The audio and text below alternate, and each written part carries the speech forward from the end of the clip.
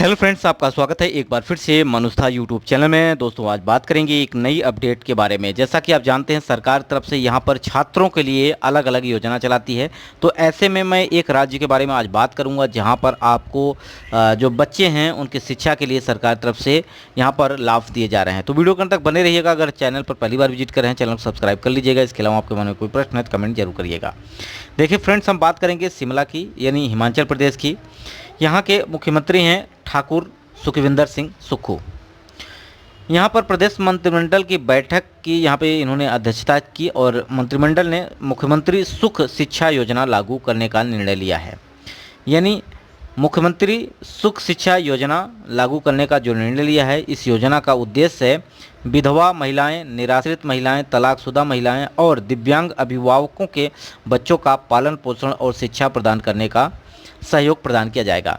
जैसा कि आप जानते हैं, सरकार की तरफ से यहाँ पर विधवा, दिव्यांग, वृद्धावस्था या मैं बात करूँ यहाँ पर विकलांग पेंशन भी सरकार की तरफ से दी जाती है। लेकिन यहाँ पर पेंशन की बात करें तो पेंशन कितनी होती है? 1000 रुपये, 1200, 1500। इसके अलावा उन परिवार में उनके अलावा भी कई सदस्य होते हैं। तो यहाँ पर सरकार की तरफ से जो सहायता राशि दी जाती है, इससे उनके परिवार को सही तरीके से चलाया नहीं जा सकता है। तो यहाँ पर सरकार की तरफ से अब उनके बच्चों को शिक्षा में जो खर्च आता है, वो खर्च यहाँ पर सरकार उठाने वाली है। यानी योजना की बात करें तो मुख्यमंत्री सुख शिक्षा योजना जो खास तौर पर विधवा महिलाएं हैं, अब ऐसी विधवा महिलाएं हैं जो बहुत सारे कमेंट भी करती रहती हैं कि सर हमें अभी पेंशन का लाभ नहीं मिला। कई प्रदेशों से कमेंट आते हैं। तो ऐसे में जो सरकार उनको लाभ प्रदान करती है, तो वो लाभ उनको कुछ को मिलता है, कुछ को नहीं मिल पाता है। अब जिनको नहीं मिल पाता है या जितना लाभ दिया जाता है वो इतना पर्याप्त नहीं होता है कि परिवार का भरण पोषण से लेके बच्चों की शिक्षा का भी ध्यान रखा जाए। तो यहाँ पर उनको साथ समस्या होती है। तो ऐसे में सरकार कई और योजनाएं चलाती हैं जिससे बच्चों का शिक्षा पर कोई असर ना पड़े, शिक्षा उनकी अच्छे से हो जाए ताकि आने वाला भविष्य उनका ठीक ठाक हो। तो देखिए फ्रेंड्स, यहाँ पर सुख शिक्षा योजना, मुख्यमंत्री सुख शिक्षा योजना जो सरकार की तरफ से शुरू की गई है, इस योजना के अंतर्गत पात्र बच्चों को 18 वर्ष की आयु तक शिक्षा, स्वास्थ्य और पोषण संबंधी आवश्यकताओं को पूर्ति के लिए प्रति माह 1000 रुपये का अनुदान प्रदान किया जाएगा। तो देखिए, अगर 1000 रुपये हर महीने बच्चे को मिलता है तो अपने बच्चे को जो स्कूल में भेज सकती हैं महिलाएं। बहुत अच्छी तो नहीं, लेकिन आजकल की पढ़ाई प्राइवेट हॉस्पिटल जो कि कॉलेज हैं, स्कूल हैं, उसमें बहुत ज़्यादा हो गई है। बशर्ते अगर अच्छे आप स्कूल में नहीं भेज पा रहे हैं या सरकारी स्कूल में भेज रहे हैं, तो ऐसे में क्या है कि उनका ट्यूशन आप करवा सकते हैं।